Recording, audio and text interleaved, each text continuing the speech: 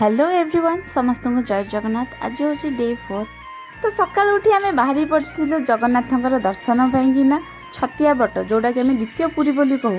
तो मर्निंग में मुझे खाई नी, बहुत भोक भी लगे कि नाई मत आज भगवान प्रसाद खाइबार था। तो मुझे किसी न खाई न पी बाहरी जाइली।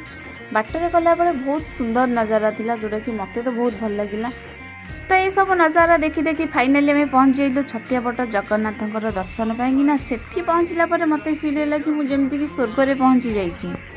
तो जगह दर्शन पर ऑलरेडी बहुत सारा भक्त लाइन लगे, तो आम मैंने भी सेठी लाइन लगेलु। तो सेठी भितर दर्शन कलापर जगह को देखना मो आखिरी लुह बाजिला, कारण जगह एत सुंदर देखा एत सुंदर देखा तो शब्द वर्णना करने पूरा मुस्किल मो पाईकिना। देन आम से जगह दर्शन कलापर पाखरे आउ गोटे मंदिर थिला जगांकर। तो सेठी किसी फंक्शन होगा, छुआ मैंने नाच गीत करते कुनि कुनि छुआ मैंने नाच गीत देखिए मत आउे भल लगे, सब एंजॉय करी। से कुनि छुआ मान नाच गीत देखिए मो छोट बेलर कथा मत मन पड़गला। मुझे एमती स्कूल मानक छुआ बेले थिला बेले डांस फांस करे। तो ये सब देखला मु फाइनाली पलैली भगवान अन्न सेवन होता।